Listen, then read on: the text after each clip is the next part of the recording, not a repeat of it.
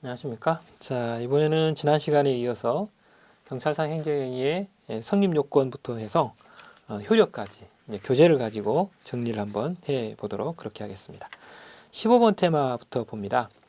15번 테마의 제목은 경찰상 행정행위의 성립과 효력 요건입니다. 이제 경찰상 행정행위라고 하는 이제 주로 여러분들이 보시게 되는 명령적 행정행위, 즉 함유허가 면제라고 하는 것이 성립 혹은 효력 요건을 갖추게 되면 뒤에 나와 있는 이 오른쪽에 나와 있는 소속 요건, 구속력부터 강제력까지의 효력이 온전히 발생하게 됩니다. 그런데 요건에 문제가 생기면, 즉 불비가 있다, 즉 하자가 있게 되면 그에 따라서 취소 대상이 되기도 하고 무효가 되기도 합니다. 혹은 경우에 따라서는 아예 부존재로 처리가 되기도 하죠. 그래서 그 부분을 보고자 하는데, 일단 15번 테마의 검정색 동그라미 1번을 보면 성립요건에 대해서 소개합니다. 이 성립요건이라고 하는 것은 경찰상 행정행위가 성립하기 위한 요건, 이렇게 우리가 보게 되죠. 이때는 내부적인 것도 있고 외부적인 것도 있습니다. 대내적 성립요건과 대외적 성립요건 둘로 구분이 되는데, 대내적 성립요건에서 이제 주체와 관련된 부분을 보시게 되면 정당한 권한을 가진 경찰기관이 그 권한 범위 내에서 발령을 했을 때, 명령을 발령하게 되면 그때 온전하게 요건을 갖춘 것으로 보게 됩니다.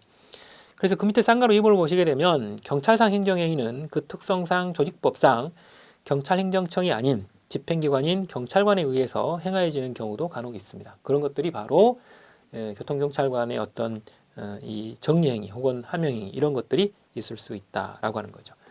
근데 문제는 그때 너는 경찰관청이 아니고 경찰관이지 않느냐라고 반문하면 안 됩니다. 그 경찰관의 행위가 결과적으로 경찰관청의 행위로 간주가 되기 때문에 그렇게 반문할 필요가 없다라고 하는 것이죠. 그 다음 내용상 요건입니다. 앞에서 말씀드렸던 것처럼 내용상에서 첫 번째 요건은 실현 가능해야 된다라는 겁니다. 이게 법률적으로 허용이 되어 있느냐 이런 것도 있겠지만, 법률적으로 허용되어 있다 하더라도 실제로 그 행위를 현장에 나가서 하려고 했더니 못하는 경우도 생길 수 있어요. 이런 경우 사실상 실현 가능성이죠. 그런데 이 실현 가능성이 법률상으로도 있어야 되고 사실상으로도 있어야 된다라고 하는 것이죠. 그 다음 객관적으로 봤을 때 명확해야 됩니다. 이 소리는 쉽게 말하면 그 명령을 읽어보면 그 상대방인 국민이 무슨 말인지 알아야 된다라는 겁니다. 그래서 명확하지 않으면 무효가 될 수 있는 것이죠.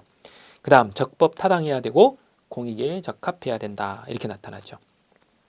특히 이제 비례 원칙이나 이런 원칙들을 준수하셔야 되는 것도, 이때 적법이라고 했을 때 그 근거가 기준이 되는 법은 성문법뿐만 아니라 불문법도 안에 포함이 되기 때문에 이 조리에 해당이 되는 비례 원칙도 준수해야 되는 것이죠.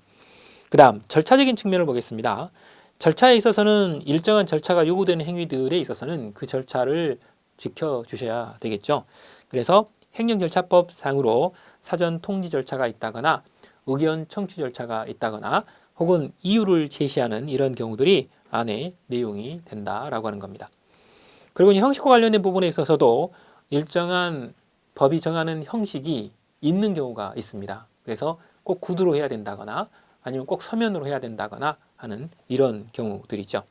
그런데 실제로 학설상으로는 행정행위는 분류식 행위로 대부분 소개를 합니다. 그러나 행정절차법에서 법을 만들면서 이게 조금 다르게 입법이 됐습니다.